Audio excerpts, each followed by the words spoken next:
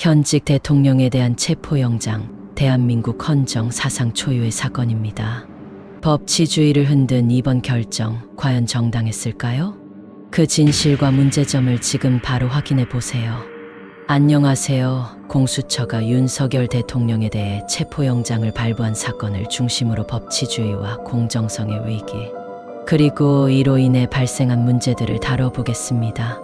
1. 법치주의와 공정성의 원칙. 먼저 법치주의란 무엇일까요? 법은 공정하고 모든 국민에게 평등하게 적용되어야 합니다. 그러나 이번 사건에서 법이 정치적 목적으로 편향되었다는 비판이 제기되고 있습니다.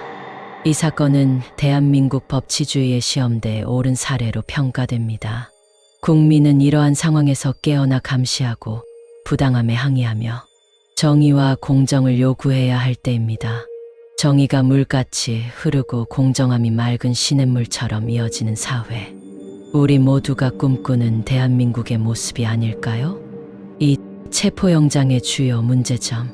이번 체포영장은 여러 가지 법적 절차적 문제가 있습니다. 이를 하나씩 살펴보겠습니다. 공수처의 내란죄 수사 권한 부재.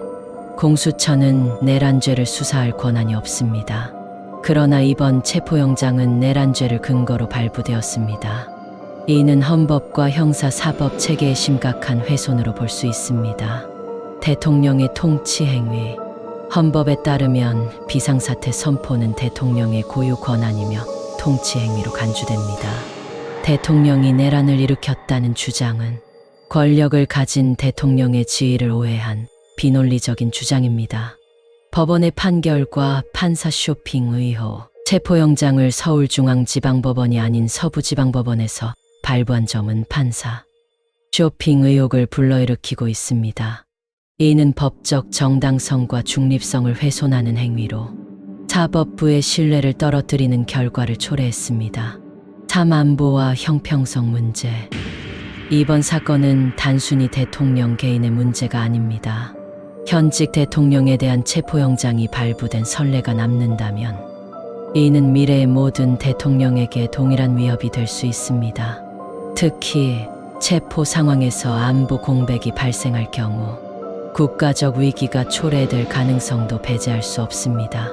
또한 야당 대표 이재명에 대해 수년간 불구속 수사의 원칙이 적용된 것과 비교했을 때 대통령에게는 과도한 잣대가 적용되었다는 형평성 논란이 있습니다. 그렇다면 결론적으로 우리는 어떤 역할을 해야 할까요? 이번 사건은 대한민국의 법치와 자유민주주의의 근간을 위협하는 중대한 사안입니다. 국민 모두가 정의와 공정을 수호하기 위해 단결해야 합니다. 한 사람에게 저질러진 부당함은 결국 우리 모두에게 위협이 됩니다. 이러한 부당함을 막아내는 것은 자유와 정의를 지키는 첫걸음입니다.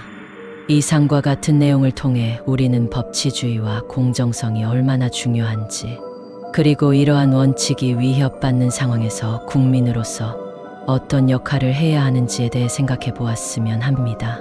감사합니다.